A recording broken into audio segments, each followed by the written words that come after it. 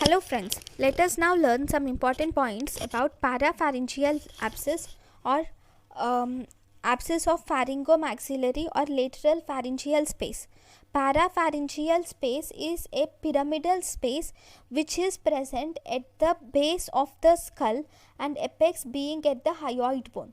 This is hyoid bone, this is the skull base. So it extends. The base of the parapharyngeal space is in the skull base and apex being at the hyoid bone.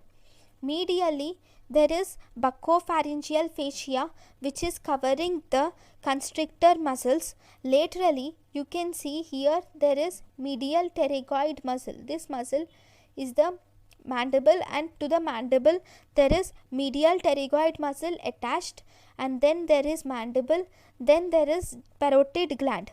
So laterally you see medial pterygoid muscle, mandible and the parotid gland,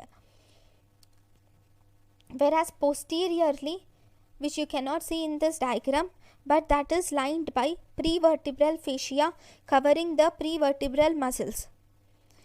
So this is the parapharyngeal space.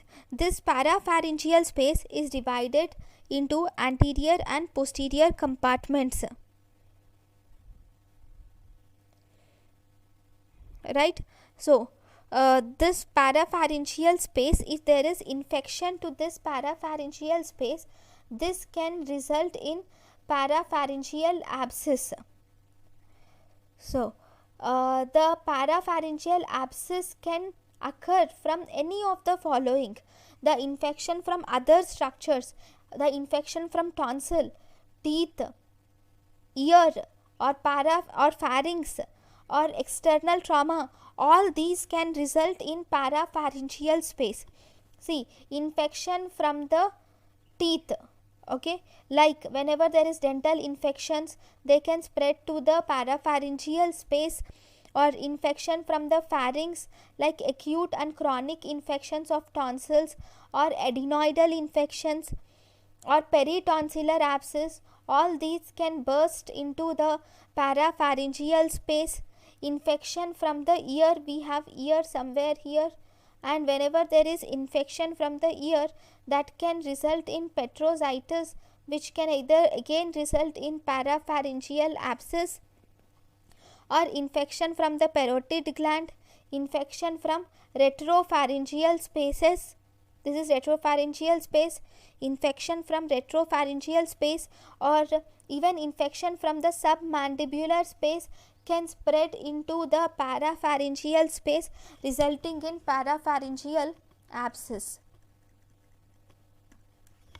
So, if you see the clinical features of the parapharyngeal abscess, this clinical features are based on the compartment which it involves.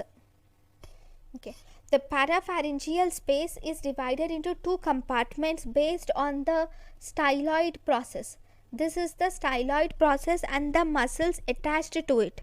With the help of the styloid process and the muscles attached to it, the all the contents of the parapharyngeal space are divided into two compartments, one anterior compartment and the second posterior compartment. Anterior compartment has tonsillar fossa. So this is the buccopharyngeal fascia, internal pterygoid muscle. So it includes, the anterior compartment mainly includes the internal pterygoid muscle and the tonsil. Here this is the tonsil, tonsillar fossa with tonsil and internal pterygoid muscle or medial pterygoid muscles are involved in anterior compartment, or also called as pre-styloid compartment.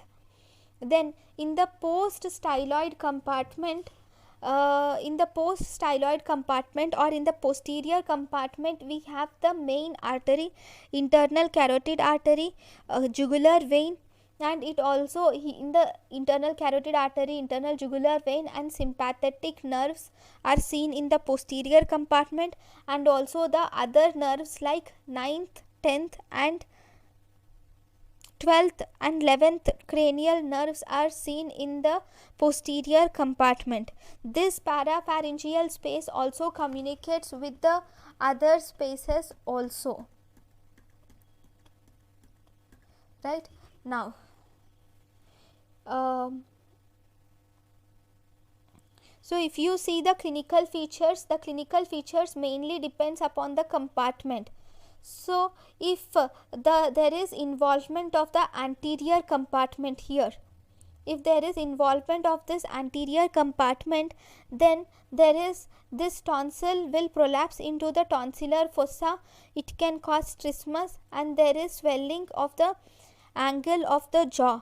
Swelling is seen at the angle of the jaw, and because these swellings of these tonsils and the medial and lateral pterygoid muscles will compress the pharynx, and it can result in dysphagia, right? And if you see this, if there is infection in the posterior compartment,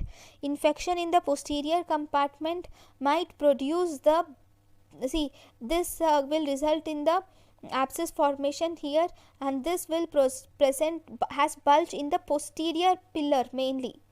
See, here there is bulge in the tonsil or in the anterior pillar if it involves the anterior compartment. If it involves the posterior compartment, it presents has bulge in the pharynx behind the posterior pillar. Along with that, all these nerves gets paralyzed, and the sympathetic chain also gets paralyzed, and you see the swelling present in the parotid region also. Along with these, in both, whether it involves anterior compartment or posterior compartment, other symptoms like fever, odynophagia, sore throat, torticollis are also seen. So if you see the complications of this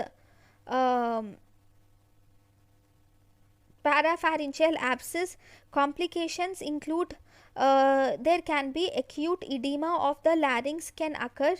Because of this edema there can be edema of larynx can occur with respiratory obstruction, and this can cause the infection can go into the jugular vein, especially the infection involving the posterior compartment can go into the jugular vein, causing jugular vein thrombophlebitis, which can spread to the whole entire body.